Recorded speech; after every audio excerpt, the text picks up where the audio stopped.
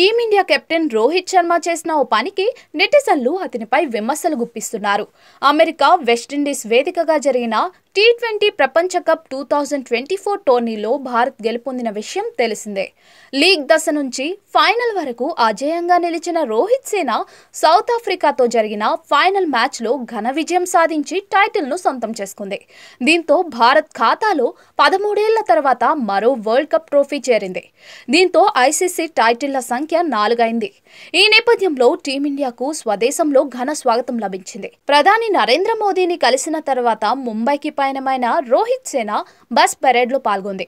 వాంఖడే స్టేడియంలో అభిమానులకు అభివాదం చేస్తూ చిరస్మరణీయ విజయాన్ని ఘనంగా సెలబ్రేట్ చేసుకుంది.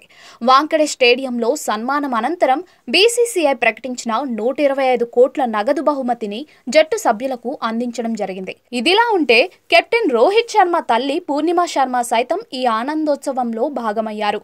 ఈ క్రమంలో కుమారుడిని చూసి తీవ్ర భావోద్వేగానికి గురైన ఆమె ఆప్యాయంగా ముద్దుల వర్షం కురిపించారు. అయితే ఈ సమయంలో రోహిత్ శర్మ ప్రవర్తించిన తీరుపై విమర్శలొస్తున్నాయి. తల్లి ప్రేమను లెక్కలోకి తీసుకోకుండా అక్కడి నుంచి వెళ్లిపోవడానికి రోహిత్ శర్మ ప్రయత్నించినట్టుగా అనిపించింది. ఈ క్రమంలో కొంతమంది రోహిత్ను టార్గెట్ చేశారు. భార్య, కూతురితో ఉన్నంత అనుబంధం తల్లితో లేదా అంటూ నెటిజన్లు రోహిత్ శర్మను ప్రశ్నిస్తున్నారు. రోహిత్ ఇలా చేయడం బాలేదంటూ విమర్శలు గుప్పిస్తున్నారు. ప్రస్తుతం దీనికి సంబంధించిన వీడియో సోషల్ మీడియాలో వైరల్గా మారింది.